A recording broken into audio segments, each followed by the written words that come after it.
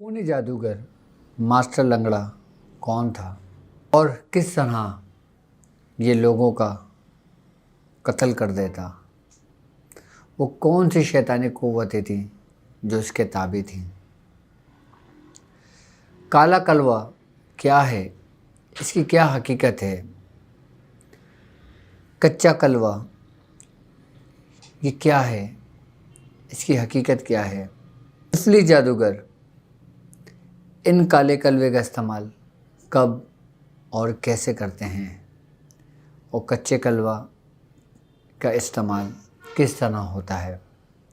हमजाद क्या होता है और शैतानी हमजाद, वो खूनी हमजाद वो कौन से हैं जो मरने के बाद भी इंसान को नुकसान पहुंचाकर उसकी जान लेने की ताकत रखते हैं।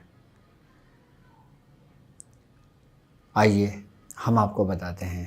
बिस्मिल्लाहिर्रहमानिर्रहीम। अस्सलामु अलैकुम वरहमतुल्लाहि वबरकातुहू। मैं अपने नए आने वाले मुअज़्ज़िज़ मेंबरान को अपने घर में खुश आमदीद कहता हूँ और उम्मीद करता हूँ कि आप तमाम लोग खैरियत से होंगे। मैथोलॉजी की दुनिया में एक दफ़ा फिर मैं आपको खुश आमदीद कहता हूँ और आज हम मैथोलॉजी में बात करेंगे मास्टर लंगड़े की।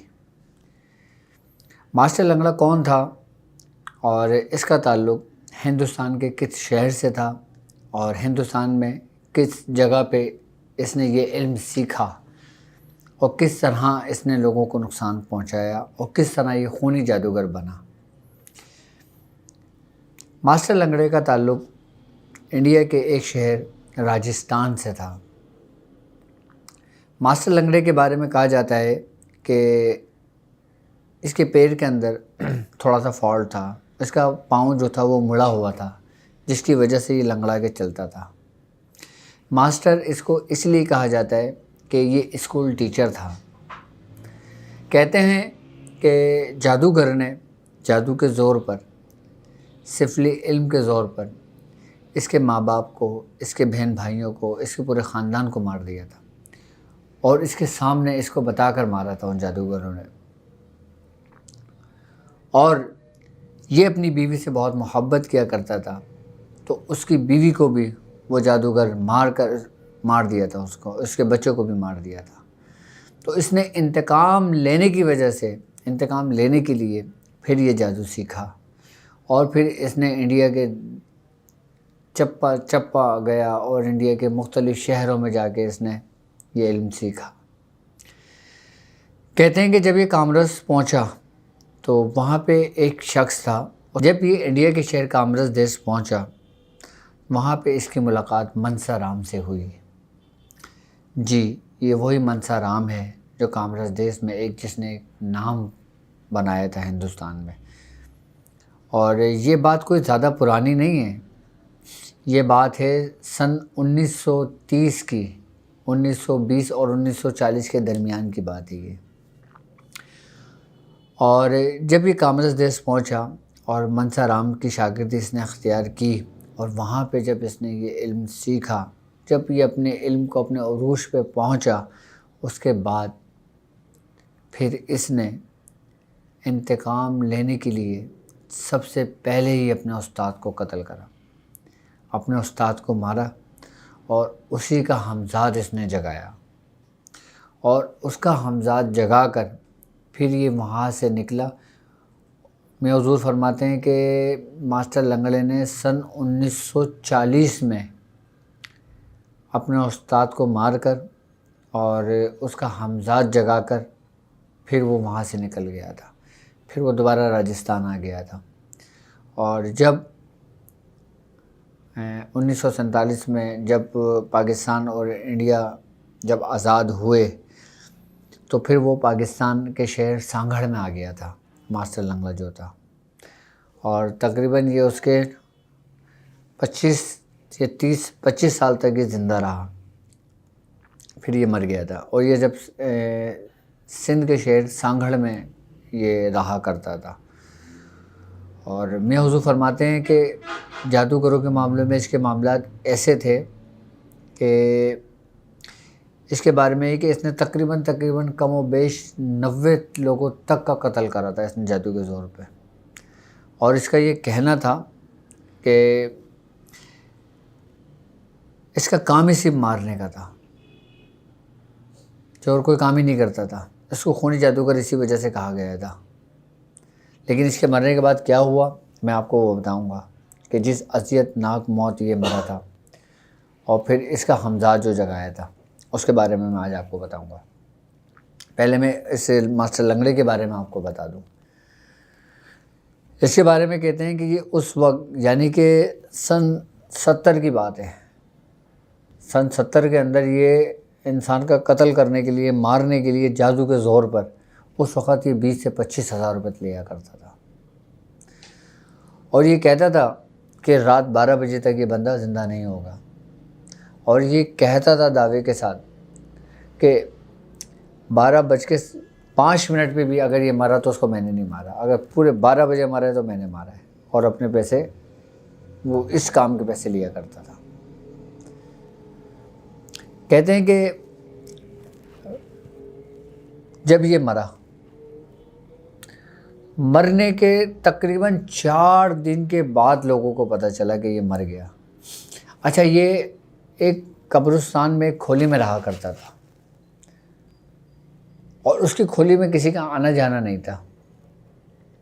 یہ جب نہیں ملتا تھا تو لوگوں سے دنوں تک، مہینوں تک نہیں ملتا تھا۔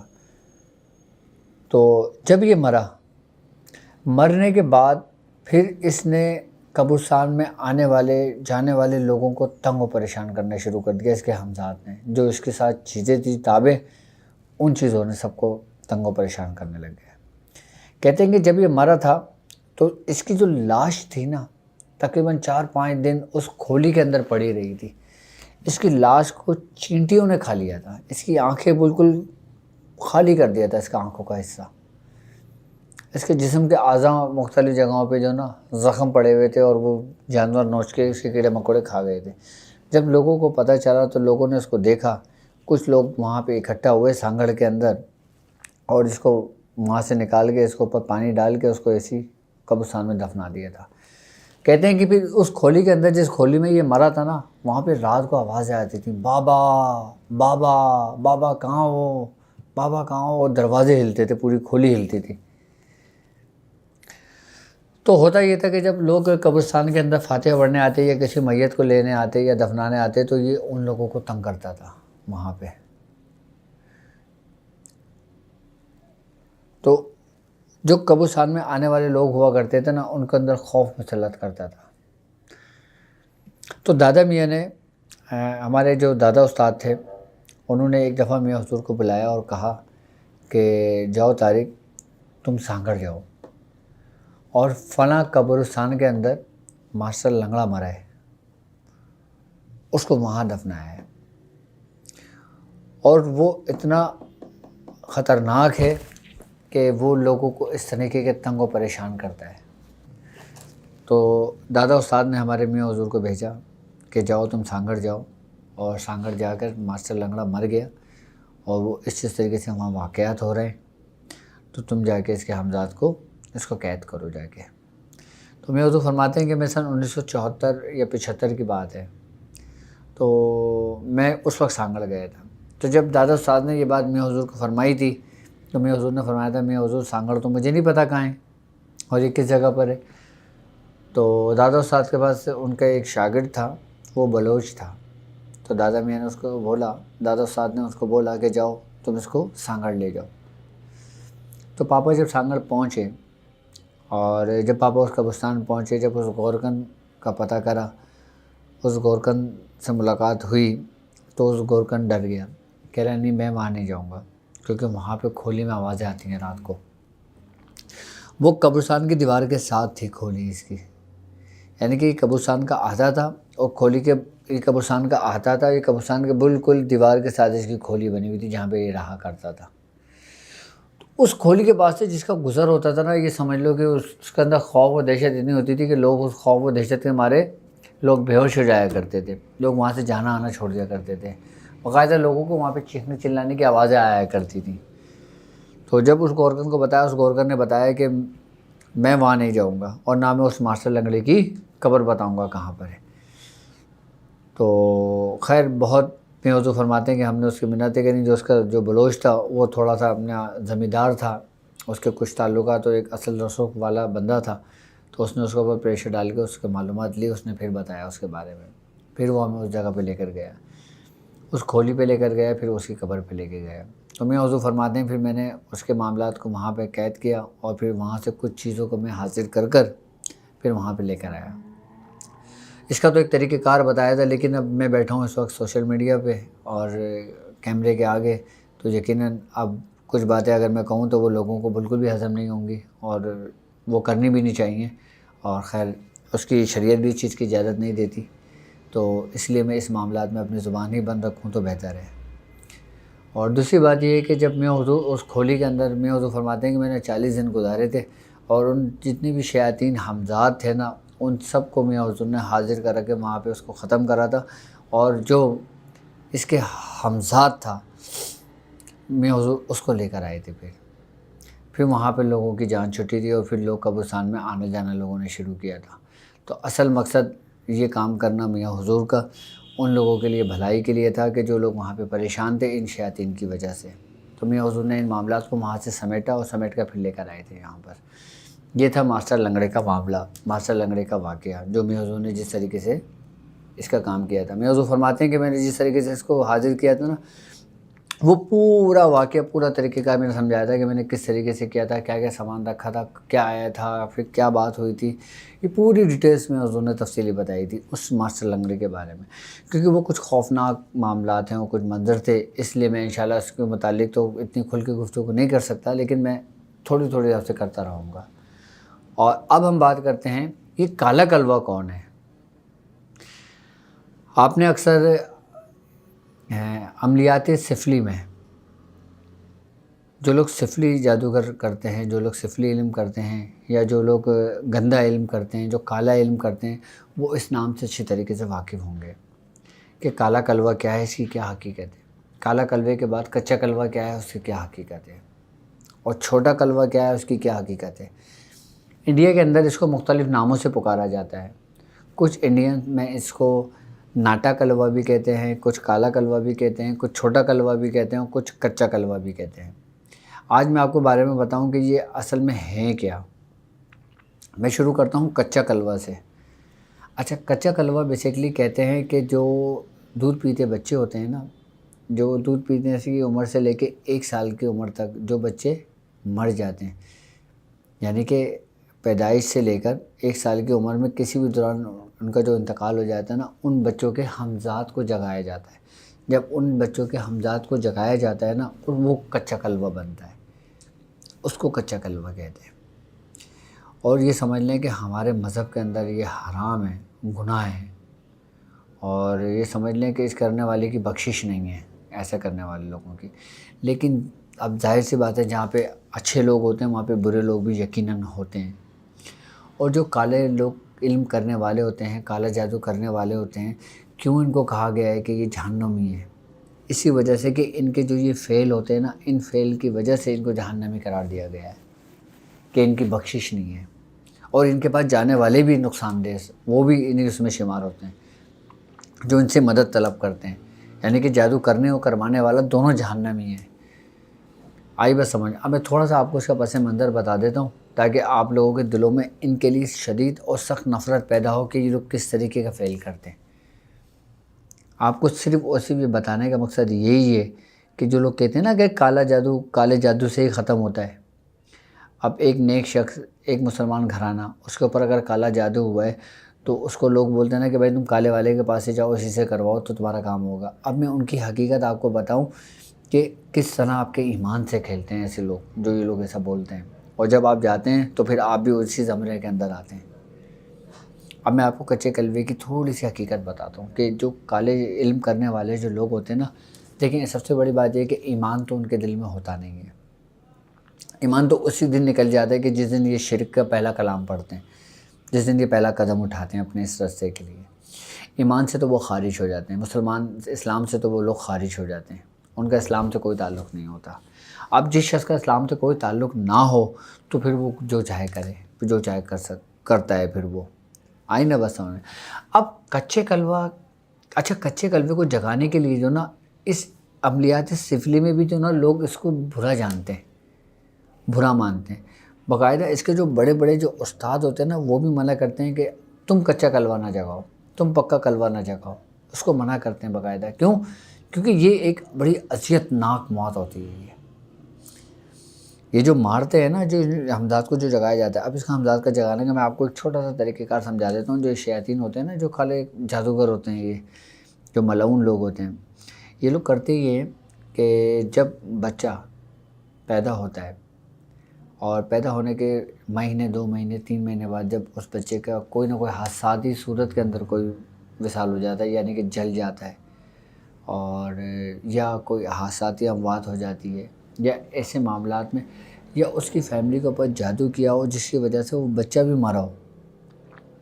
آئی نا بات سمجھ میں. ایک تو دیکھیں وہ ہوتا ہے جو قدرت کی طرف سے ہو اموات, ایک وہ اموات ہوتی ہے جو حادثاتی اموات ہوں. حادثاتی اموات کے اندر جو بچے مر جاتے ہیں نا, پھر یہ جادوگر جو ہوتے ہیں نا اس کی کھوج میں ہوتے ہیں کہ ایسے بچوں کی قبر کا کھوج پتہ لگائیں کہ وہ بچے کون لوگ ہیں.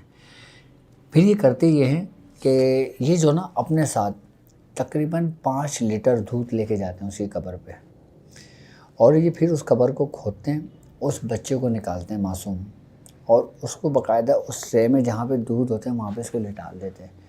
پھر یہ شیطان لوگ اپنے منتر پڑھتے ہیں, اپنے کام کرتے ہیں اور اپنے اس کو کرتے ہیں. تو وہ جو حمزات ہوتا ہے نا, تو وہ پھر رونے لگتا ہے بچہ زور زور سے. اچھا بچہ رونے لگتا ہے, پھر وہ بچہ کھڑا ہو جاتا ہے. پھر جب بچہ وہ کھڑا ہوتا ہے نا, پھر وہ قول و قرار کرتا ہے اس سے عامل کے ساتھ. اچھا منتر اور اس میں لازمی یہ کام یہ لوگ شیطانی, بس آپ کو پتہ ہے کہ غلط کام کا طریقہ غلط ہی ہوتا ہے. اچھا اس کے بعد کرتے یہ ہیں کہ پھر وہ بچہ لیٹ جاتا ہے, اس کے بعد پھر وہ اس کو اسی قبر میں لپیٹتے ہیں, اس کو قبر میں دفنا دیتے ہیں. پھر وہ دودھ لے کر عامل جو ہوتا ہے نا, جو شیاطین عامل ہوتے ہیں, پھر یہ ان کو اپنے کمرے میں لے جاتے ہیں. پھر یہ اس دودھ کو پکاتے ہیں اور پھر اس میں سے یہ مکھن نکالتے ہیں, اور مکھن نکالنے کے بعد جو نا پھر اس کا چراغ جلاتے ہیں, اور چراغ جلا کے جو نا پھر اس بچے کی جو روئی ہوتی ہے نا, جس کے ناک میں جو اس کے آنکھوں پہ رکھی ہوتی ہے, پھر اس کے سے بتی بناتے ہیں, پھر اس کو جلاتے ہیں. پھر وہ اس کا حمزات وہاں پہ حاضر ہو جاتا ہے. یہ ہوتا ہے کچا کلوہ. آپ سمجھ گئے آپ کچا کلوہ کسے ہوتا ہے؟ یار آپ لوگوں کو سمجھانے کے لیے نا صرف ایک چیز یہ ہوتی ہے, تو مجھے پوری اس کی ہسٹری اور پوری حقیقت بتانا پڑتی ہے آپ کو. آئی بس سمجھ میں. تو یہ ہسٹری یہ حقیقت اتنا کھل کے میں بتا رہا ہوں آپ کو, لیکن صرف اس لیے کہ آپ کو سمجھانے کے لیے کہ صحیح کیا ہے اور غلط کیا ہے. آپ کو یہ ٹاپک جو ہم نے رکھا ہے نا, یہ صرف اور صرف آپ کے اندر ایک شعور پیدا کرنا ہے کہ حقیقت کیا ہے, گمراہی کیا ہے, اچھا راستہ کیا ہے اور برا راستہ کیا ہے. آئی بات سمجھ میں. تو اس کو کچا کلوہ کہتے ہیں. یہ کچا کلوہ ہے اصل میں, اور اس کے بارے میں کہتے ہیں کہ یہ اتنا خطرناک ہوتا ہے, اس کا جو حمزات ہوتا ہے, اس کا جو شیطان ہوتا ہے, کیونکہ وہ تو ظاہر سی بات ہے معصوم تھا نا بچہ. اب بچے کو کیا عقل ہے, کیا سوچے, کیا سمجھے. پھر وہ جب بچہ وہ حمزات کو جگاتے ہیں نا, پھر وہ سمجھ لیں کہ ایک وقت آتا ہے کہ یہ بچہ جو نا اس عامل کو بھی مار دیتا ہے. اتنا خطرناک ہوتا ہے. اچھا اس عامل کو جو یہ بچہ مارتا ہے نا, اس بچے کے حمزات سے جو مرتا ہے عامل جس نے اس کو جگایا ہوتا ہے, جب وہ مرتا ہے نا تو پھر وہ سمجھ لیں کہ کالا کلوہ بنتا ہے. اب آپ کے سمجھ میں آ گئی بات کہ کچا کلوہ کیا ہوتا ہے اور کالا کلوہ کیا ہوتا ہے. یہ وہی سارے حمزات, یہ وہی سارے شیاطین چل رہے ہیں, لیکن اس کی بھی کیٹیگری ہے. آئی نا بس سمجھ میں. اب اس کی جو کیٹیگری چل رہی ہے نا, میں اس کو تھوڑا سا ایکسپلین کر رہا ہوں آپ کو, اس کی حقیقت سے آگاہی دے رہا ہوں آپ کو. کچا کلوہ سمجھ گئے آپ کسے کہتے ہیں؟ آئی بس سمجھ میں. اچھا یہ میں نے بتایا کالے کلوے کی, یعنی کہ جو بڑا کلوہ ہوتا ہے. اچھا ایک ہوتا ہے چھوٹا کلوہ, جس کو ہندوستان کے اندر ناٹا کلوہ کہتے ہیں. اچھا ناٹا کلوہ جو ہوتا ہے نا, یہ تقریباً سمجھ لیں کہ ایسا ہوتا ہے کہ جیسے 5 سال کے بچے سے لے کے 12 سال کے بچے کی عمر کے جو بچے ہوتے ہیں نا، یہ ان کی شکل و ان کے روپ میں ہی آتا ہے یہ۔ اچھا جب چھوٹا کلوہ ہوتا ہے نا، تو اس کو جگانے کے لیے، اس کی پڑھائی کرنے کے لیے یہ لوگ باقاعدہ طور پہ سمندر کا رخ کرتے ہیں، دریا کا رخ کرتے ہیں، نہروں کا رخ کرتے ہیں۔ اچھا سمندر کیوں جاتے ہیں چھوٹے کلوے کے لیے؟ وہ اس لیے کہ جو بچے سمندر میں ڈوب کر مرتے ہیں، ان کے جو ہمزاد ہوتے ہیں نا، پھر یہ اس کو جگاتے ہیں۔ جب یہ اس کو جگاتے ہیں نا تو وہ چھوٹا کلوہ کہلاتا ہے۔ یہ شیطانی ہی ہیں، یہ انہی سے مدد لی جاتی ہے۔ اچھا روح ایک الگ چیز ہے، ہمزاد ایک الگ چیز ہے۔ ابھی میں آپ لوگوں سے جو بات کر رہا ہوں نا، وہ ہمزاد کا ہمارا ٹاپک ہے، اور انہی ہمزاد کے ٹاپک کے اوپر ہی میں پھر ان چیزوں کو آہستہ آہستہ آپ لوگوں کے لیے گرہیں کھول رہا ہوں کہ علم سفلی کے اندر، کالے علم کے اندر، شیطانی علم کے اندر پھر کس کس طرح ہمزاتوں کو یہ لوگ تابع کرتے ہیں اور پھر اس سے یہ کام لیتے ہیں، کہ پھر اس پروسیس کو کیا کہتے ہیں۔ آئی نا بس سمجھ میں؟ مجھے نہیں لگتا کہ آپ نے کچے کلوے کے بارے میں اتنی کوئی ڈیٹیل میں کوئی بات جانی ہوگی، اس کی حقیقت سے آپ آشنا ہوں گے۔ لیکن میں چاہتا ہوں میں اپنے ساتھ چلنے والے تمام لوگوں کو ہر چیز سے آگاہی دوں گا۔ میں نے آپ سے ایک وعدہ کیا تھا نا کہ میں انشاءاللہ تعالیٰ جب اس رستے پہ آپ کو اپنے ساتھ لے کے چل رہا ہوں نا، تو میں آپ سے پوشیدہ کچھ نہیں رکھوں گا۔ میں آپ کو بتاؤں گا، ایک ایک چیز آپ لوگوں پہ ظاہر کروں گا، واضح کروں گا۔ کیوں؟ کیونکہ حقیقت کا علم ہونا آپ کے لیے بہت ضروری ہے۔ کیونکہ آپ جس رستے پہ چل رہے ہیں نا، یہ سمجھ لیں کہ اس رستے پہ جو نا، یہ سمجھ لیں کہ آپ کو ان شیاطینوں کے بارے میں بھی علم ہونا چاہیے، پتہ ہونا چاہیے آپ کو۔ میں چاہتا ہوں کہ میرا شاگرد دنیا میں کہیں بھی موجود ہو نا، وہ کہیں زندگی میں کسی جگہ پہ بھی نہ مار نہ کھائے کسی عامل کے آگے، کسی شیطان کے آگے، مات نہ کھائے کسی کے بھی آگے۔ کیونکہ جس طرح جس سی ریاضت ہم سے ہمارے بزرگوں نے کرائی ہے نا، جیسی توجہ جیسا ہمارے بزرگوں نے ہمیں نوازا ہے نا، تو میں چاہتا ہوں میں ویسے ہی تربیت، ویسے ہی تعلیم، ویسے ہی سب کچھ میں آپ لوگوں کے ساتھ اختیار کروں۔ کیونکہ انسان وہی سکھاتا ہے نا جو اس نے سیکھا ہوتا ہے۔ اب ہمارے بزرگوں نے ہمیں ان تمام رستوں سے آگاہی دی باقاعدہ طور پر، اچھا برا بتایا کہ برا کیا ہوتا ہے، اچھا کیا ہوتا ہے۔ خیر اب ہماری بات کہیں نکل جائے گی، میں مختصر بات کو کر کے نا پھر اپنے مقام پر آتا ہوں کہ میں سمجھتا ہوں کہ اب آپ نے کچا کلوہ سمجھ لیا۔ اچھا چھوٹا کلوہ جو ناٹا کلوہ جسے کہتے ہیں، وہ میں نے بتا دیا آپ کو، جو سمندر میں جو ایسے لوگ بچے جو مرتے ہیں، جو اس عمر کے بچے ہوتے ہیں نا، پھر یہ اس کے ہمزاد کو پھر اس کو حاضر کرتے ہیں، پھر وہ بھی بہت خطرناک ہوتا ہے۔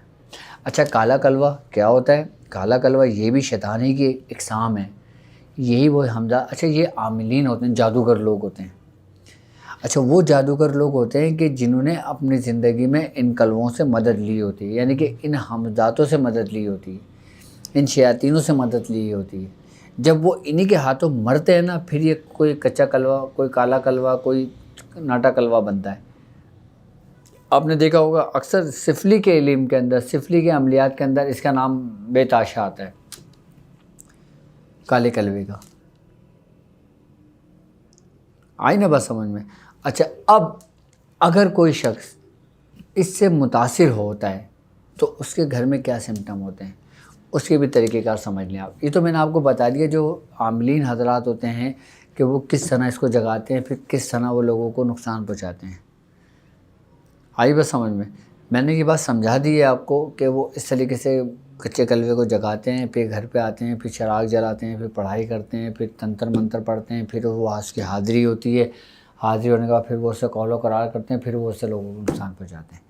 یہ صرف اور صرف نقصان پہنچانے کے لیے ہوتا ہے، اس کا تعلق کوئی اچھائی سے نہیں ہے، اس کا تعلق کوئی بھلائی سے نہیں ہے، یہ صرف اور صرف نقصان پہنچانے کے لیے ہوتے ہیں۔ کیونکہ اندھیرا اندھیرا ہی کرے گا، وہ کبھی بھی اجالا نہیں ہوگا، یہ بات یاد رکھنا۔ اب یہ چاہے انتقام کے عوض، چاہے حسد کے عوض، چاہے دولت کے عوض، یہ پھر جو لوگوں کو نقصان پہنچاتے ہیں نا، اس کو میں آپ لوگوں کو روکنا چاہتا ہوں۔ آئی نا بات سمجھ؟ اس سے، اس کے نقصان سے آپ لوگوں کو میں بچانا چاہتا ہوں، آپ کو اس کے طریقہ کار سمجھانا چاہتا ہوں کہ اگر کسی شخص کے اوپر، کسی کے گھر کے اوپر کالے کلوہ بٹھایا گیا، اچھا یہ باقاعدہ طور پہ بٹھایا جاتا ہے، یہ نہیں کہ بس اس نے پڑھائی کری وہ آیا نقصان کرا اور چلا گیا، نہیں، یہ گھر کے اندر موجود ہوتا ہے۔ آئی بس سمجھ میں؟ اچھا اب اس کے تھوڑے سے سمٹم، تھوڑے سے اس کی وہ سن لیں آپ کہ جب یہ کسی کے گھر پہ پڑھائی کی جاتی ہے، کسی شخص کو پڑھائی کی جاتی ہے تو اس کے گھر کے اندر کیا کیا اثرات مرتب ہوتے ہیں، اس کی نشانیاں کیا کیا ہیں کہ کوئی عاملین کوئی اس طریقے کا اگر آپ کے گھر کے اوپر یا آپ کے اوپر یا کسی قسم کا کوئی نقصان دہ بات ہوتی ہے تو سب سے پہلے ہوتا یہ کہ اس گھر کے اندر نا بچے کے رونے کی آوازیں آنے لگتی ہیں کہ جیسے کوئی بچہ رو رہا ہے۔ اچھا جب جا کے دیکھتے ہیں نا تو کوئی بچہ نہیں رو رہا ہوتا اس جگہ پہ۔ اچھا اس کی سب سے پہلی جو علامت ہوتی ہے نا، سب سے پہلی علامت وہ بلیاں روتی ہیں اس کی چھت پہ آ کے۔ آئی بس سمجھ میں؟ وہ بلیاں ایسے زور زور سے روتی ہیں اور بالکل مستقل 3 دن آگے روتی ہیں۔ اچھا کبھی اتفاق ہوتا ہے کہ کسی چھت پہ بلی رو رہی تھی، دوسرے دن نہیں آئی، نہیں روئی، تیسرے دن نہیں روئی، چوتھے دن رو گئی۔ اس کا وہ نہیں ہے اس کی نشانی۔ اس کی نشانی یہ ہوتا ہے کہ عصر اور مغرب کے درمیان 3 دن ریگولر وہ بلی آتی ہیں اور چھتوں پہ روتی ہیں۔ اچھا وہ بلیاں 3 بلیاں آتی ہیں اور تینوں سیاہ ہوں گی، وہ روتی ہیں۔ اس کے بعد پھر یہ اس گھر کے اندر کچا کلوا آتا ہے، اور جب یہ آتا ہے نا تو اس گھر کے اندر بچے کے رونے کی آواز آنی شروع ہو جاتی ہیں۔ سب سے پہلے گھر کے اندر سے نا دودھ گرنا شروع ہو جاتا ہے، دودھ غائب ہونے شروع ہو جائے گا۔ آئی بس سمجھ میں؟ پھر انسان کے جو اس گھر کے اندر جو بچے ہوں گے نا پھر وہ بیمار رہنے لگیں گے۔ اچھا بیمار رہنے کے ساتھ ساتھ پھر ان بچوں کے اندر وہ سمٹم پیدا ہو جائیں گے کہ ایک ایسی حرکت کرنا کہ جو سمجھ لیں کہ غیر اخلاقی ہو، ان بچوں کے اندر وہ کیفیت پیدا ہو جاتی ہیں۔ وہ یہ سب یہ شیاطین حمزاتی ان کے جسم کے اندر داخل ہو کے پھر یہ نقصان پہنچا رہے ہوتے ہیں۔ یہ اس کے سمٹم ہوتے ہیں، یہ اس کے نشانیاں ہوتی ہیں جو جس کے گھر کے اندر یہ پڑھائی ہوتی ہے۔ اگر آپ کے ساتھ یا آپ کے سننے والے کے ساتھ یا آپ اگر کسی کا علاج کر رہے ہیں، آپ کے پاس کوئی ایسا مریض آ جاتا ہے، اس کے ساتھ ایسی معاملات ہوں، ایسی نشانیاں ہوں، یا آپ اگر تشخیص کرتے ہیں تو آپ کے سامنے یہ باتیں آئیں تو پھر آپ کو کیا کرنا چاہیے؟ اس کے اور کیا کیا اثرات ہوتے ہیں گھر کے اندر؟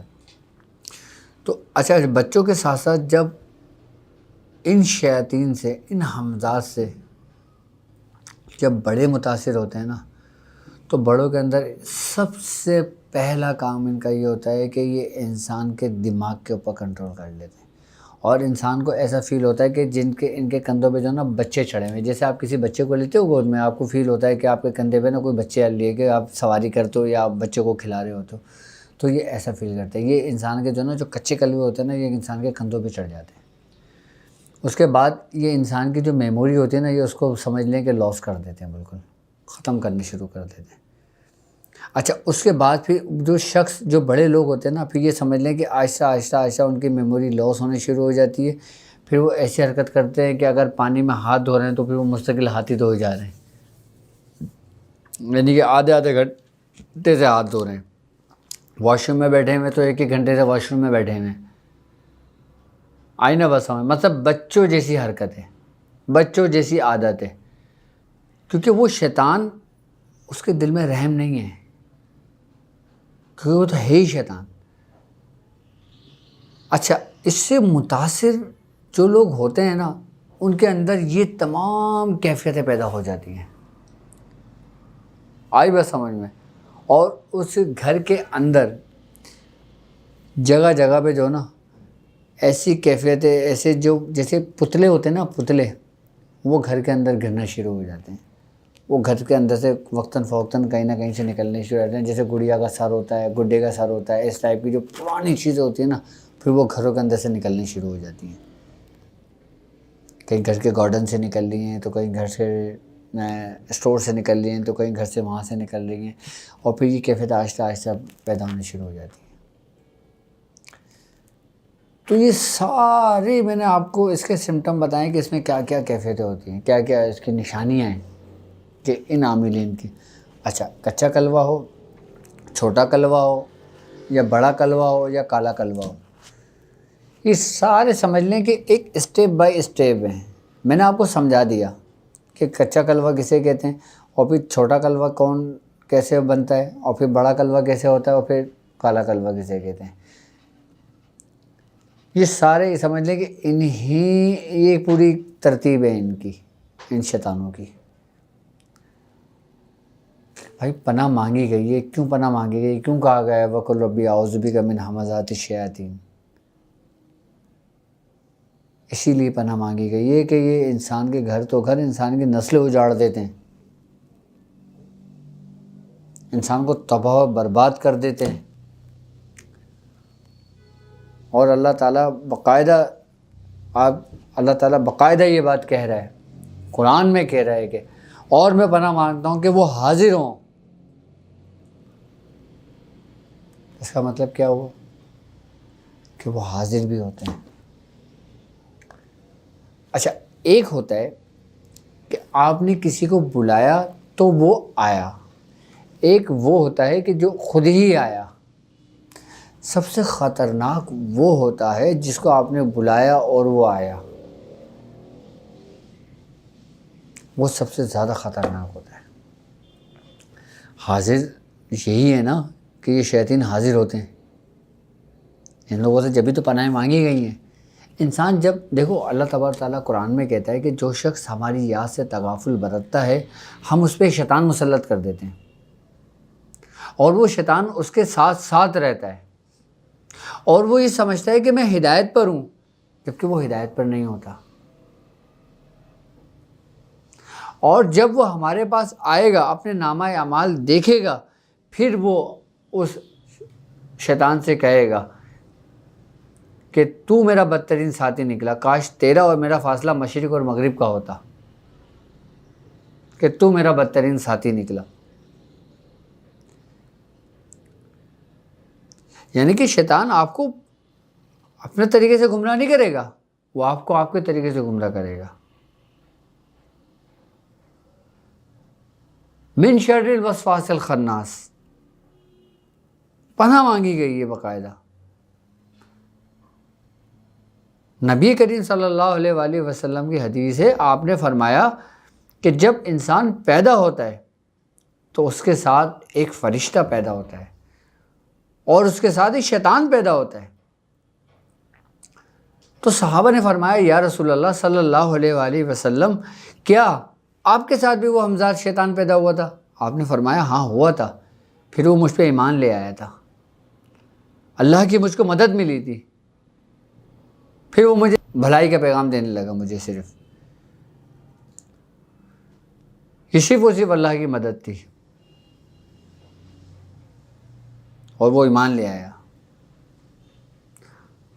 ورنہ کہتے ہیں کہ سرکار دو عالم صلی اللہ علیہ وآلہ وسلم کے علاوہ کسی بھی انسان کا حمزات ایمان نہیں لایا، سوا واحد سرکار دو عالم صلی اللہ علیہ وآلہ وسلم آپ ہیں جو آپ کا حمزات ایمان لے آیا تھا۔ ورنہ اس شیطان کا تو کام ہی برائی کی دعوت دینا ہے، انسان کو اکسانا ہے، وسوسہ ڈالنا ہے۔ اور وہ جو فرشتہ پیدا ہوتا ہے اس کا نام ملہم ہے۔ بیسیکلی جو ہمارے دل میں الہام ہوتا ہے نا، وہ اللہ کے حکم سے وہ پیدا کرتا ہے، وہ نیکی کی دعوت دیتا ہے، وہ بھلائی کی طرف بلاتا ہے۔ اور یہ جو حمزات وسواس ہے، جو وسوسے پیدا کرتا ہے، یہ خناس جس کے بارے میں، یہ برائی کی طرف انسان کو لے کر آتا ہے۔ یعنی کہ ایک فرشتہ ہو گیا، ایک شیطان ہو گیا، دونوں کی جنگ چل رہی ہے۔ اس کے بیچ میں درمیان کون ہے؟ انسان کا قلب، انسان۔ اور یہ کہاں ڈالتا ہے وسوسہ؟ انسان کے سینوں میں۔ اور شیطان جو حمزات کا جو مسکن ہے وہ کیا ہے؟ وہ انسان کی جو ناف ہے نا، یہ رستہ ہے اس کا مسکن۔ آئی بات سمجھ میں؟ اور حمزات ہر وقت ہر دم انسان کے ساتھ رہتا ہے، اور جب انسان مرتا ہے تو یہی حمزات قبر کے اندر دفن کر دیا جاتا ہے، قبر کے اندر دفن کر دیا جاتا ہے۔ آپ مٹی پڑھ کے ڈالتے ہیں نا کہ 3 دفعہ آپ نے دعا پڑھی، آپ نے مٹی قبر کے اوپر ڈالی ہے، کیوں کرتے ہیں آپ؟ کیوں پڑھتے ہو؟ آپ کو پتہ ہے؟ آپ اسی ہی لیے وہ دعا پڑھ کے مٹی ڈالتے ہو کہ وہ حمزات جو ہے نا، وہ شیطان جو ہے نا، وہ اس کی دعا کی برکت سے اس کے قبر کے اندر ہی دفن ہو جائے، وہ باہر نہ نکلے۔ یہ ہے مسلمانوں کا حمزات۔ اچھا، مسلمانوں کا حمزات ہماری قبروں کے اندر باقاعدہ قید کر دیا جاتا ہے۔ اچھا، وہ مسلمان جو حادثاتی صورت میں جن کا انتقال ہو جاتا ہے، اچھا، اللہ رب العزت ان حمزادوں کو باقاعدہ طور پر فرشتوں کو حکم دے کر ان کو ایک جگہ پہ منتقل کر دیتے ہیں قیامت تک کے لیے۔ آئی بس سمجھ میں؟ اچھا، مسلمانوں کا حمزات اتنا طاقتور، اتنا خطرناک نہیں ہوتا کہ جتنا ایک ایسے غیر مذہب شخص کا ہوتا ہے کہ جس کا تعلق دین سے کچھ نہیں ہوتا، اسلام سے کچھ نہیں ہوتا۔ اس کے ساتھ جو حمزات ہوتا ہے، اس کا جو شیطان ہوتا ہے، وہ سب سے زیادہ خطرناک ہوتا ہے۔ آئی بات سمجھ میں؟ ہمارے بزرگان دین فرماتے ہیں کہ اگر تمہیں کہیں باہر ڈر و خوف ہو، تمہیں کوئی شیطان تنگ کر رہا ہو، کوئی حمزات تنگ کر رہا ہو، کوئی جنات تنگ کر رہا ہو، کوئی بھی جادو تمہیں تنگ کر رہا ہو، تم کہیں پر بھی ہو تو مسلمانوں کے قبرستان میں چلے جاؤ، وہاں پہ تم امن پاؤ گے۔ اب لوگ قبرستان میں جانے سے ڈرتے ہیں کہ نہیں جی، یعنی کہ مسلمانوں کا جو قبرستان ہے نا، وہاں پہ امن ہے، وہاں پہ سکون ہے، وہاں پہ روحانیت ہے، کیونکہ حدیث ہے۔ آئی بس سمجھ میں؟ جہاں پہ 40 قبر ہوتی ہیں، وہاں پہ ایک نیک بندے کی قبر ہوتی ہے اللہ کے۔ اس نیک بندے کی وجہ سے ان قبرستان کے اوپر سے عذاب اٹھا لیا جاتا ہے۔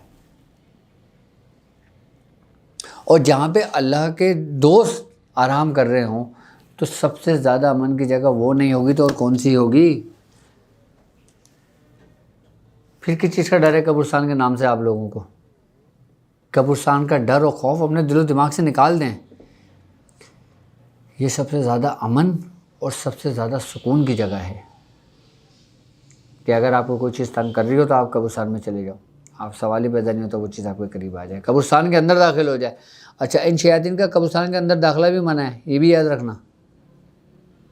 ہاں، قبرستان کے اندر داخل نہیں ہو سکتے یہ شیطان۔ بس پھر وہ قبرستان کے اندر جو ہوتا ہے نا، وہ ہمارا خوف ہوتا ہے اپنا۔ اور باقاعدہ قبرستان پہ مختلف لوگوں کی ڈیوٹیز بھی ہوتی ہیں۔ کسی دن میں قبرستان کے متعلق، قبرستان کے اوپر پورا پروگرام کروں گا کہ وہاں کیا کیا معاملات ہیں اور ہم کس طرح وہاں سے استمداد لے سکتے ہیں، کس طرح ہم اپنے بزرگوں سے مدد لے سکتے ہیں، اور قبرستان ہمیں کیوں جانا چاہیے۔ نبی کریم صلی اللہ علیہ وآلہ وسلم نے ہمیں کیوں حکم دیا تھا قبرستان جایا کرو، کیوں ہمیں حکم ہوا تھا، کیوں ہمیں بتایا گیا تھا، قبرستان کی کیا اہمیت ہے عام جگہوں سے۔ آئی بس سمجھ میں؟ انشاءاللہ تعالیٰ اس کے بارے میں پوری ڈیٹیل سے پروگرام کروں گا۔ تو میں سمجھتا ہوں حمزات کے بارے میں بھی سمجھ گئے ہوں گے۔ اب میں آپ کو ان شیاطینی حمزات کے بارے میں بتاتا ہوں جو خونی حمزات ہوتے ہیں۔ خونی حمزات کسے کہتے ہیں اور خونی حمزات کس کے ہوتے ہیں؟ خونی حمزات اس کے کہتے ہیں کہ جو، یہ سمجھ لیں آپ کہ جس نے کبھی اپنی زندگی میں کلمہ نہ پڑھا ہو، جو غیر مذہب لوگ ہوتے ہیں۔ آئی بات سمجھ میں؟ اور اس کے ساتھ ساتھ وہ ایسے کاموں میں مبتلا ہوں کہ ان کی زندگی گناہوں میں اور دلدلوں میں دھس گئی ہو، اور ان کا تعلق جادو سے ہو، یعنی جادوگر سے ہو۔ اب ظاہر سی بات ہے، جو دوسرے لوگ ہوتے ہیں وہ ضروری نہیں کہ جادوگر ہوں، لیکن میں ان کی بات کر رہا ہوں جو جادوگر ہوتے ہیں۔ جب وہ لوگ مرتے ہیں نا، تو جب ان کے جو حمزات ہوتے ہیں نا، پھر وہ خونی حمزات بنتے ہیں۔ اس کی وجہ یہ ہوتی ہے کہ جو کالے علم کرنے والے لوگ ہوتے ہیں، جو اغور کرنے والے لوگ ہوتے ہیں، یا جو قبالہ کرنے والے جو لوگ ہوتے ہیں، آئی نا بات سمجھ میں، ان کے ماتحت جو وہ شیطانی قوتیں ہوتی ہیں نا، جو ان کی زندگی میں ہوتی ہیں، ان کے پاس ان کے تابع، جو وہ ان سے کام لیتے ہیں باقاعدہ طور پر، پھر جب ان سے وہ کام لیتے ہیں باقاعدہ طور پر، وہ کام تو کرتے ہیں ان کے، آئی بس سمجھ میں، لیکن پھر جب وہ اپنا کام لے لیتے ہیں نا، پھر اس کے بعد پھر وہ اسی عاملین کو مار دیتے ہیں، اور جب اسی عاملین کو مارتے ہیں نا، جب وہ مرتا ہے، اچھا یہ ایک بات یاد رکھنا کہ جب انسان کی موت واقع ہوتی ہے نا، تو روح اور ہمدرد اس کا جسم چھوڑ دیتے ہیں، یعنی کہ ایک طریقے سے ایک پنجرے کے اندر دو طوطے رکھے ہیں آپ نے، آپ دروازہ کھولا تو دونوں طوطے اڑ جائیں گے، آزاد ہو جائیں گے، آئی بس سامنے۔ بالکل اسی طرح کہ جب انسان کی موت ہوتی ہے نا، تو ہمزاد اور روح جو ہے نا اس کا جسم چھوڑ دیتے ہیں۔ اچھا جب یہی شیاطین جادوگر جو ہوتے ہیں، آئی بس سمجھ میں، جب یہی جو جادوگر ہوتے ہیں جب یہ مرتے ہیں نا، تو سمجھ لو کہ ان کے جو ہمزاد ہوتے ہیں نا، جو دنیا میں ان کے تابع جو چیزیں ہوتی ہیں، پھر یہ اس کو جو نا اپنے ساتھ ملا لیتے ہیں، آئی بات سمجھ میں، اپنے ساتھ ملا کے، جب پہلے ایک قوت تھی، پھر یہ دو تین قوتیں ایک ساتھ مل گئیں، پھر یہ خونی قوت بن گئی۔ اب جب یہ خونی قوت بنی نا، پھر یہ جو تباہی مچاتے ہیں نا، پھر یہ جو انسانوں کو نقصان پہنچاتے ہیں، انسانوں کے، وہ بہت خطرناک ہوتا ہے۔ اچھا یہ بہت، اب تو بہت کم ہو گیا، بہت شادر و نادر ایسے ہوں معاملات، ورنہ ایک وقت میں تو بہت تھے یہ، یا ابھی بھی ہوں لیکن ناپید ہو گئے۔ لیکن ایک بات یاد رکھنا کہ جس طریقے سے آپ شیطان سے مدد لیتے ہو نا، شیطان آپ کو اس طریقے پہ ہی آپ کے معاون و مددگار ہوتا ہے، یعنی کہ آپ جتنا بڑا گناہ کرتے ہو نا، جتنا بڑا آپ شرک کرتے ہو، تو شیطان آپ کے ساتھ اتنا ہی بڑا آپ کے وفادار آپ کا کام کرے گا، اس کے شیاطین کام کرتے ہیں۔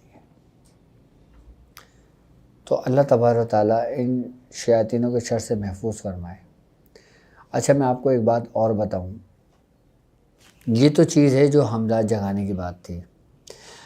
ایک جادوگر جو ہوتے ہیں نا، جو عاملین ہوتے ہیں، کالے جادو کرنے والے، وہ باقاعدہ ان جناتوں کو بھی حاضر کرتے ہیں جو شیاطین جنات ہوتے ہیں، جن کا تعلق بھی جادوگری سے ہوتا ہے۔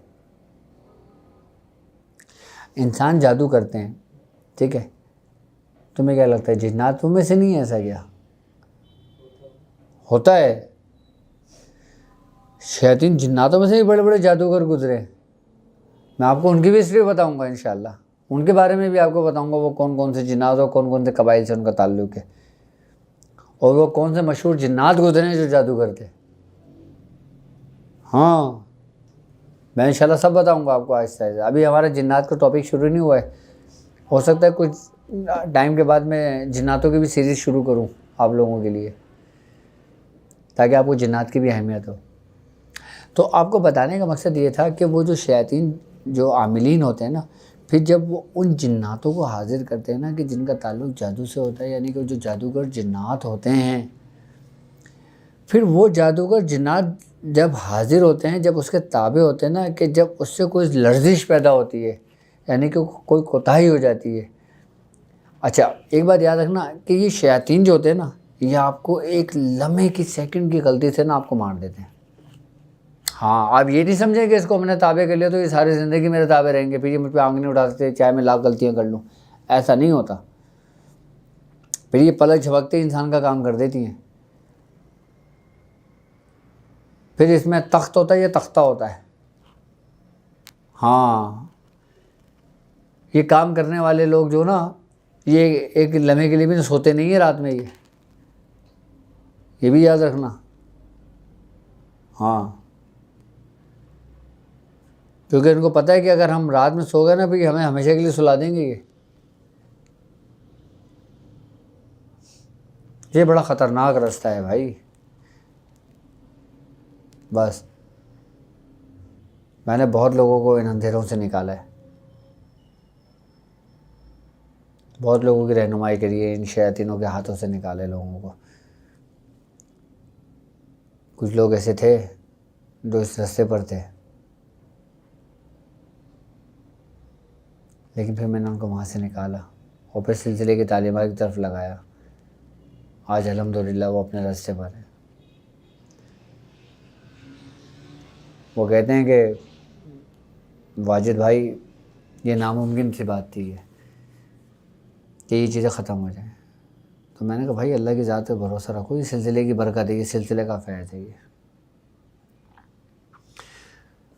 تو میں سمجھتا ہوں حمزات کے بارے میں بھی آپ اچھی طرح سمجھ گئے ہوں گے کہ حمزات کیا ہے اور خونی حمزات کسے کہتے ہیں، یہ بھی میں نے آپ کو بتا دیا، اور ان شیاطین جادوگروں کے بھی میں نے بارے میں آپ کو تفصیلی بتا دیا۔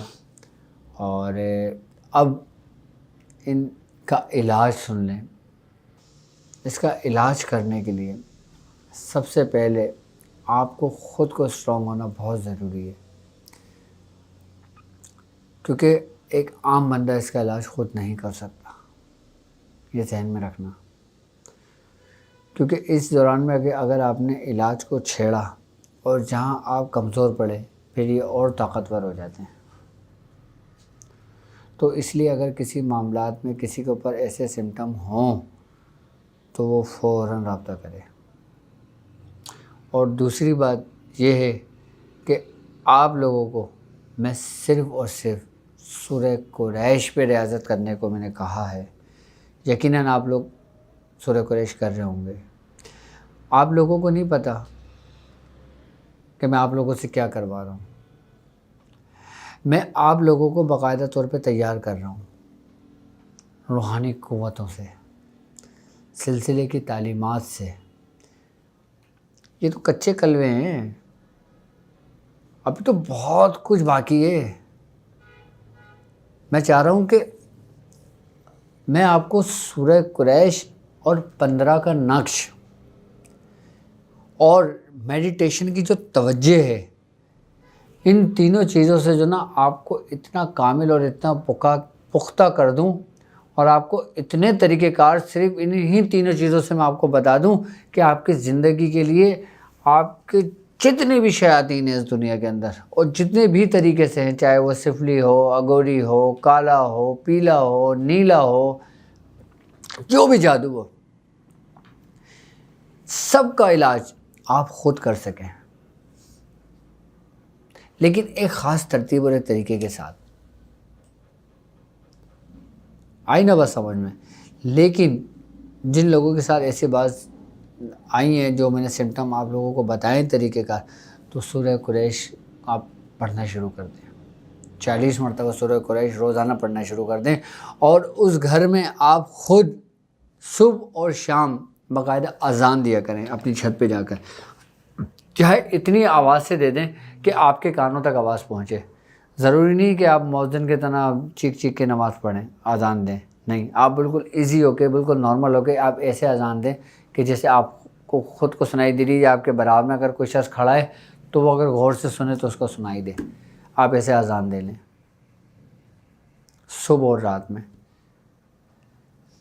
اچھا، اذان دینے کی برکت یہ ہوتی ہے کہ جس گھر کے اندر شیاطین حمزات خاص کر ہونا اور اس گھر میں اذان دی جائے تو وہ شیطان حمزات جو نا اس گھر کو چھوڑ دیتے ہیں، اور اگر اس جسم کے اندر یہ مسکن ہو جائیں، اپنا قائم مقام کر لیں، تو پھر اس کے کان میں اذان دی جائے، اور پھر اذان دینے کے بعد پھر اس کا مکمل علاج کیا جائے۔ لیکن سورہ قریش، اچھا میری ہر ویڈیو جو نا، جو میرے ساتھ چلنے والے جو لوگ ہیں نا، جو زکوٰۃ ادا کر رہے ہیں، جو 15 کے نشک کی زکوٰۃ ادا کر رہے ہیں، جو سورہ قریش پڑھ رہے ہیں، آپ یقین کریں گے وہ خود اس کا علاج کرنے شروع کر دیں گے، اور ان کو پتہ بھی نہیں چلے گا کہ ہم نے علاج کر لیا۔ 15 کے نشکے ابھی میں آپ کو طریقہ کار سمجھاؤں گا، اور ابھی میں کئی طریقہ کار تو سمجھا چکا ہوں، اب میں اس کو استعمال کرنے کے طریقے بتاؤں گا آپ کو نیکسٹ ویڈیو میں اپنی، کہ ہم 15 کے نشک سے کیا کیا کام لے سکتے ہیں۔ اب یاد رکھنا کہ میری ہر ویڈیو نا ایک دوسری ویڈیو سے جڑی ہوئی ہے، میری ہر ویڈیو نا ایک سمجھ لیں کہ کڑی ہے دوسری کڑی سے جو مل رہی ہے. میری ہر ویڈیو کو اگر ایک کڑی دوسری کڑی سے مل رہی ہے نا تو ایک پوری زنجیر بن رہی ہے. یہ بات یاد رکھیے گا. یہ میتھولوجی جو ہے نا یہ میری سیریز سے مقصد میرے ٹاپک سے ہٹ کر نہیں ہے. یہ کہیں نہ کہیں جا کے کڑی ملتی ہیں یہ. اور یہ ایک ایسی زنجیر ہے نا کہ اس زنجیر کو اگر آپ مضبوطی سے تھام لو گے نا تو یقین کرو گے اس علم کے معاملے میں نا کہیں مار نہیں کھاؤ گے آپ. کیونکہ یہ جو زنجیر جو میں کڑیاں جوڑ رہا ہوں نا یہ سمجھنا کہ یہ میں نہیں جوڑ رہا. ہاں یہ ہمارے بزرگوں کی ریاضتیں جڑی ہوئی ہیں اس کڑیوں میں. ہمارے بزرگوں کے تجربے جڑے ہوئے ہیں ان کڑیوں میں. ہمارے بزرگوں کی محنتیں جڑی ہوئی ہیں ان کڑیوں میں. جی یہ کڑی یہ زنجیر کوئی معمولی نہیں ہے. یہ ان زنجیر کی جو سرا ہے نا وہ سمجھ لو کہ خاندان قادریہ ہے ہمارا کہ جس نے اس زنجیر کو تھاما ہوا ہے. اور جو اس رسی کو تھامے گا نا وہ آپ تک ہی پہنچے گا. تو میری ہر ویڈیو دوسری ویڈیو سے بالکل اسی ترتیب اور اسی طریقے سے جڑی ہوئی ہے. اس کا علاج میں آپ کو سمجھا چکا ہوں. میں ایک دفعہ پھر بتا دیتا ہوں کہ یہ عام لوگ اس کا علاج خود نہیں کر سکتے. جو لوگ میرے ساتھ اس روحانی سفر میں شامل ہیں وہ 40 مرتبہ سورہ قریش پڑھیں. پڑھنے کے بعد گھر میں پانی دم کریں, پورے گھر میں چھڑکیں, بچوں کو پلائیں, گھر والوں کو پلائیں, کھانے پینے میں استعمال کریں. آئی بات سمجھ میں. اور 1 گلاس دودھ تقریباً 7 دن تک آپ نے 1 گلاس دودھ لینا ہے, سورہ قریش 40 مرتبہ پڑھ کے اس پہ دم کرنی ہے اور کسی کو دے دینا ہے باہر فقیر کو, وہ پی لے. صدقے کی نیت سے یا کسی کی نیت سے آپ اس کو 1 گلاس دودھ اس کو دے دینا ہے. 7 دن تک یہ عمل کر لینا آپ کو انشاءاللہ تعالیٰ آرام آ جائے گا. باقی جو 45 کے جو نقش لکھ رہے ہیں نا آپ, آئی بات سمجھ میں, اور وہ نقش لکھیں, وہ نقش لکھ کے آپ 4 نقش لکھ کے دے دیں گھر والوں کو.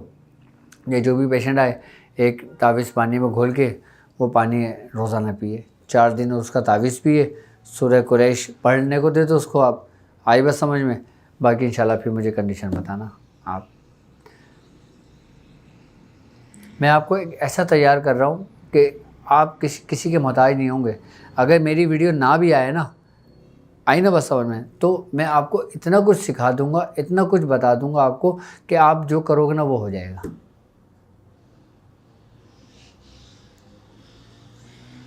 میں نہیں چاہتا کہ آپ میرے محتاج ہوں, میں نہیں چاہتا کہ آپ کسی اور کے محتاج ہوں. میں چاہتا ہوں کہ آپ خود کفیل ہوں, آپ خود اپنے معاملات کو حل کریں. جس طرح جس کی ریاضت ہمارے بزرگوں نے ہم کو کروائی ہے نا, انشاءاللہ تعالی ہم آپ کو کرواتے ہیں. اچھا, لوگ جو ان حمزات کے چکر میں پڑتے ہیں نا, جو لوگ یہ کہتے ہیں کہ یار ہمیں حمزات کا عمل کرا دو, ہم حمزات کا عمل کر لیتے ہیں, یہ آسانی کے ساتھ ہو جائے گا اور یہ جلدی ہو جائے گا اور اس میں کوئی ڈر و خوف نہیں ہے. تو ایک بات یاد رکھنا, حمزات کا جو عمل ہوتا ہے نا یہ بہت خطرناک عمل ہوتا ہے. ہاں, ہم سمجھتے ہیں کہ حمزات کا عمل جو نا آسان ہوتا ہے. حمزات کا عمل ایسے نہیں کرنا چاہیے بغیر استاد کے. آئی بات سمجھ میں کہ جب تک آپ کے پیچھے آپ کی پشت مضبوط نہ ہو نا, تو یہ حمزات جگاتے وقت اگر آپ سے کوئی لرزش سے کوئی جگہ غلطی ہو جاتی ہے تو یہ چیز آپ کو مار دیتی ہے. اچھا, اگر حمزات جگانا بھی ہو نا تو انسان جو نا صرف اسی اس سے کرے کہ جیسے میاں حضور نے کرا تھا. کیا کہ وہ جو حمزات تھا نا جب وہ مرا تھا تو وہ لوگوں کو باقاعدہ طور پہ وہاں پہ نقصان پہنچا رہا تھا اس قبرستان میں, اس جگہ پر, کیونکہ اس کی کھولی قبرستان سے باہر تھی جس طریقے سے میں نے سمجھایا تھا. تو قبرستان میں آنے والے لوگوں کو نا تنگ و پریشان کرتے تھے. آئی بات سمجھ میں. اگر کسی ایسے معاملات میں کوئی سرزت ہو نا تو انسان پھر یہ کام کرے, ورنہ یہ کام نہ کرے. اس کو باقاعدہ طور پہ اس کو قید کر دے. آئی بات سمجھ میں. لیکن ایک بات یاد رکھنا کہ یہ حمزات جگانے کے جو معاملات ہوتے ہیں نا, میں کیا بتاؤں, دل تو کرتا ہے کہ کھل کر بتا دوں، لیکن بس نہیں بتا سکتا۔ بس اتنا ہی کہوں گا آپ سے کہ اس کے متعلق احتیاط کرنی چاہیے۔ ہاں، کیونکہ ہمزاد جگانے کا معاملات، ہمزاد جگانے کے چکر میں جو نا سمجھ لیں کہ ہمارا دین اس چیز کی اجازت نہیں دیتا، اور جس چیز کا آپ کا دین اجازت نہیں دیتا، شریعت آپ کو اجازت نہیں دیتی، وہ کام آپ کو نہیں کرنا چاہیے۔ ہاں، اگر کوئی ہمزاد آپ کو مل جائے، ہمزاد مل جانے سے مطلب یہ ہوتا ہے کہ آپ کسی کا علاج کرنے گئے ہیں، اس جگہ پہ کوئی ہمزاد ہو، آپ اس ہمزاد کو حاضر کر کے آپ اپنے تابع کر لیں اس کو، اس میں کوئی کبات نہیں ہے، کیونکہ آپ نے اس کو مصیبت سے نجات دلائی ہے، اور جس کو مصیبت سے نجات دلائی ہے، جس ہمزاد شیطان کو آپ نے اپنے پاس رکھا ہے، آپ اسے کام لیں، کرے گا۔ ہم نے تو دوائیں تک بھروائی ہیں، ہاں آئی بس سمجھ میں، ہم نے تو کام کروائے باقاعدہ، اپنے کارخانے میں کام کر رہے ہوتے تھے یہ چیزیں۔ لیکن ایک بات ہے کہ جب ہم یہ کام کرتے تھے نا، تو ہم گھر نہیں جا سکتے تھے، ہم گھر میں نہیں رہتے تھے، ہماری کھولی الگ تھی، ہمارا کارخانہ الگ تھا، ہمارا کھانا پینا الگ تھا، ہمارا سونا الگ تھا۔ کئی سالوں تک تو میں گھر سے الگ رہا ہوں اپنے، صرف اسی کام کی وجہ سے، کیونکہ ان چیزوں کو لے کر آپ گھر نہیں جا سکتے۔ ہاں، ان چیزوں کو آپ لے کے گھر نہیں جا سکتے آپ، لیکن ان چیزوں پہ بھی ہم نے بڑی بڑی ریاضتیں کری تھی، ایسے نہیں کہ ہم گئے اور بس وہ آ گئی، نہیں جی۔ جب کوئی معاملات آیا کرتے تھے، جب کوئی کام آیا کرتے تھے، تو وہ بھی انہی معاملات کو دیکھا کرتے تھے۔ لیکن جب ایک وقت آیا، میاں حضور نے ان سب کو سمیٹا، سب کو کہا کہ اب جو تم نے اپنے پاس قید کیا ہوا ہے، ان سب کو ختم کرو، ان کو جا کے قید کر کے آؤ اور ان کو ختم کرو۔ اچھا، میں آپ کو ایک بات بتاؤں، یہ بھی ایک بڑے راز کی بات ہے، میں آپ کو بتانا نہیں چاہتا، لیکن میں پھر بھی آپ کو بتاتا ہوں کہ ان کی بھی عدالتیں لگتی ہیں، آئی بس سمجھ میں۔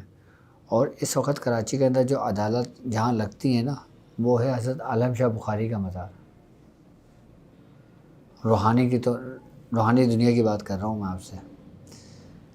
تو اچھا، ہمیں بھی نہیں پتہ تھی یہ بات، ہمیں یہ بات پتہ کب پتہ چلی؟ ہمیں یہ بات اس وقت پتہ چلی کہ جب میاں حضور نے ہم سے کہا کہ ان چیزوں کو سمیٹو، سمندر میں پھینکو، اور ان چیزوں کو لو اور عالم شاہ بخاری پہ جا کے قید کر کے آؤ، بند کر کے آؤ، وہاں پر اس کو چھوڑ کے آؤ۔ تو میں نے میاں حضور سے فرمایا، میں نے میاں حضور سے کہا کہ میاں عالم شاہ بخاری پہ کیوں؟ عبداللہ شاہ غازی چلے جاتا ہوں، میں وہیں جمع کرا دوں گا۔ کہہ رہے نہیں، جہاں کا بولا وہیں کرو۔ تو پھر میاں حضور نے بتایا تھا کہ وہاں پہ باقاعدہ شیاطین کا قید خانہ بنا ہوا ہے۔ پھر حضرت عالم شاہ بخاری کے مزار پہ میں گیا تھا، وہاں پہ مجھے کچھ گھنٹوں لگے تھے، پھر وہاں پہ میں ان چیزوں کو قید کر کے میں وہاں سے پھر نکلا تھا، وہاں سے پھر آیا تھا معاملات کو۔ یہ بات بھی سن 2005 کی ہے، شاید 2005 کی بات ہے، 2004 یا 5، انہی سن کے بعد ہے، درمیان کی بات ہے، آج 15-16 سال ہو گئے اس بات کو بھی۔ لیکن جب میاں حضور نے چھڑوایا تھا، پھر میں نے ان چیزوں کو آزاد کر دیا تھا۔ پھر سلسلے کی تعلیمات، پھر سلسلے کے ذکر و اذکار، پھر سلسلے کے اشغال، پھر سلسلے کے معاملات، پھر اس کو لے کے چلے تھے۔ پھر جب اس کو لے کے چلے تھے تو پھر ہمیں بڑا افسوس ہوا تھا اپنے اوپر، ہم نے کہا یار، ہم نے تو اپنی زندگی ضائع کر دی پچھلی، اصل تو یہ ہے۔ تو پھر میاں حضور نے کہا تھا کہ حقیقتاً اصل یہی ہے روحانیت، وہ تو صرف ایک شغل تھا جس رستے پہ تم آئے تھے۔ تو یہ باتیں، یہ معاملات جو میں بتاتا ہوں نا، تو یہ سمجھ لیں کہ یہ اس زندگی کا ایک ریفلیکشن ہے خالی۔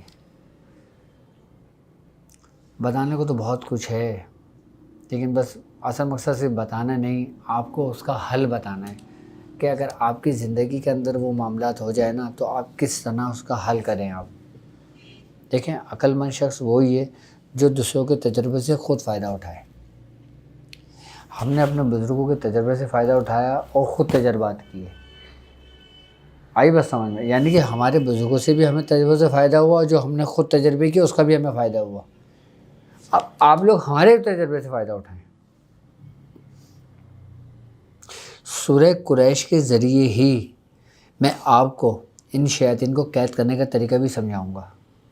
انہی سورہ قریش کے ذریعے میں ان شیاطینوں کو باقاعدہ حاضر کرنے کا طریقہ کار بھی سمجھاؤں گا۔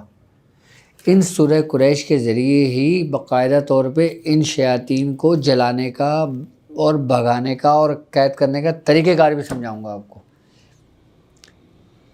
سورہ قریش میں نے آپ کو ایسی اینٹی بائیوٹک دی ہے جو آپ کو پوری دنیا میں کہیں نہیں ملے گی، ایسی کہ سورہ قریش آپ کے لیے ایسی ہے کہ سمجھ لیں کہ آپ اس سے دنیا کا ہر ایک کام کر سکتے ہیں۔ کوئی کام دنیا میں ایسا نہیں ہے جو اس سے نہ ہوتا ہو۔ میں آپ کو دیو کے بارے میں بتاؤں گا، ہاں، اور دیو کی تفسیر بتاؤں گا آپ کو اس سے سورہ قریش کے ذریعے، ہاں، اور پھر سورہ قریش کے ذریعے ہی پھر میں آپ کو ایسے ایسے طریقہ کار تعلیم کروں گا کہ جو آپ کی وجہ سے دنیا کو فائدہ ہوگا۔ لیکن بس آپ لوگوں مجھ سے ایک وعدہ کریں گے کہ آپ صرف اور صرف یہ کام اگر کریں گے تو اللہ اور اس کے رسول کی رضا کے لیے کریں گے، لوگوں کی بھلائی کے لیے کریں گے۔ آپ اپنی یہ نیت رکھیں گے، انشاءاللہ تعالیٰ دیکھیں آپ کیسا کمال حاصل ہوتا ہے آپ کو۔ آئی بس سمجھ میں۔ اور ایک بات یاد رکھنا کہ جب ہم کسی کا علاج و معالجہ کرتے ہیں نا، جب ہم کسی کی چوکی لگاتے ہیں، یا سورہ قریش کی بھی میں چوکیاں بتاؤں گا آپ کو کہ سورہ قریش کی چوکی کیسے لگاتے ہیں۔ جب ہم کسی کا علاج کرتے ہیں نا تو اس کے اندر ہمیں بخورات کا استعمال کرنا پڑتا ہے۔ ہمیں اس کے اندر باقاعدہ کچھ ایسے سامان کا بندوبست کرنا پڑتا ہے کہ جس کی وجہ سے پھر ان چیزوں کو ہم حاضر کرتے ہیں، اس میں آسانی ہو جاتی ہے۔ پھر باقاعدہ طور پہ ان کی خوراکوں کو دیا جاتا ہے، ان بخورات کا استعمال کر کے ان کی خوشبوؤں کا استعمال کیا جاتا ہے۔ وہ چیزیں جو ہوتی ہیں نا بخورات، وہ مہنگے ہوتے ہیں، اس میں خرچہ ہوتا ہے اصل چیز۔ باقی کام کسی کا مشکل نہیں ہوتا، کوئی کام کوئی بھی ناممکن نہیں ہے، ہاں، صرف اور صرف کیا ہے، انہی چیزوں کا استعمال، انہی چیزوں کا طریقہ کار کہ کتنے دن کون سا بخور جلے گا، پھر کتنے دن بعد بخور کب تبدیل ہوگا، کتنے دن کے بعد اس کو خوراک دی جائے گی، کتنے دن کے بعد یہ کام ہمارا مکمل ہوگا۔ یہ اصل طریقہ کار ہے۔ یہ چیزیں سیکھنے کے لیے لوگ جو نا سالوں سالوں لوگوں کے چپلیں کھینچ دیتے ہیں اپنی۔ لیکن یہ میرا وعدہ ہے آپ سے کہ میں انشاءاللہ تعالیٰ آپ کو اچھی چپل میں سب کچھ بتاؤں گا کہ آپ کی چپل نہیں گھسے گی، آپ کو ہر چیز گھر بیٹھے ملے گی، آپ کو سب طریقہ کار، آپ کو ہر ایک وہ چیز میں آپ کو انشاءاللہ تعالیٰ اس کے طریقہ کار سمجھاؤں گا۔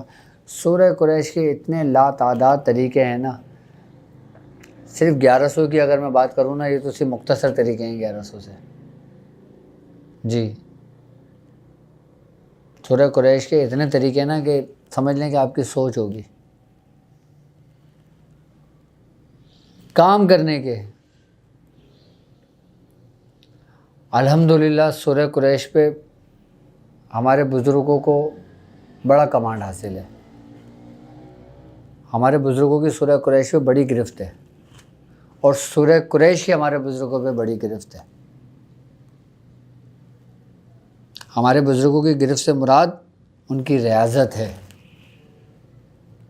اور سورہ قریش کی گرفت سے مراد اس کی روحانیت ان کے اندر منتقل ہے۔ اور میں سمجھتا ہوں انشاءاللہ یہ سیریز، یہ ویڈیو آپ کو پسند آئی ہوگی، اور اگر اس سے متعلق مزید آپ کے دل و دماغ میں کوئی سوالات ہوں یا کوئی ایسے معاملات ہوں جو آپ پوچھنا چاہیں تو آپ مجھ سے کمنٹس میں پوچھ سکتے ہیں۔ اور ٹیلی گرام پہ ہمارا گروپ ہے باقاعدہ، پریکٹس آف میڈیٹیشن کے نام سے، اور جو خواتین کا گروپ بالکل الگ ہے، اور جو مرد حضرات کا گروپ ہے وہ بالکل الگ ہے۔ جو میری بہنیں خواتین ہیں وہ اپنا گروپ جوائن کریں لیڈیز کا، پریکٹس آف میڈیٹیشن کا ٹیلی گرام پہ، اور جو مرد حضرات ہیں وہ گروپ جوائن کر لیں۔ باقاعدہ دونوں گروپ کے جو لنکس ہیں وہ ڈسکرپشن میں موجود ہیں، اور ڈسکرپشن میں ہمارے کال سینٹر کا ہمارا بھی نمبر موجود ہے، آپ اس پہ بھی ہمیں اپنے میسیج اور ای میل بھی آپ ہمیں کر سکتے ہیں، ہم سے رہنمائی لے سکتے ہیں کسی بھی معاملات میں، اور انشاءاللہ تعالی بہت جلد آپ سے ملاقات ہوگی، اس سے کہ آپ اپنا بہت زیادہ خیال رکھیں گے۔ السلام علیکم ورحمۃ اللہ وبرکاتہ۔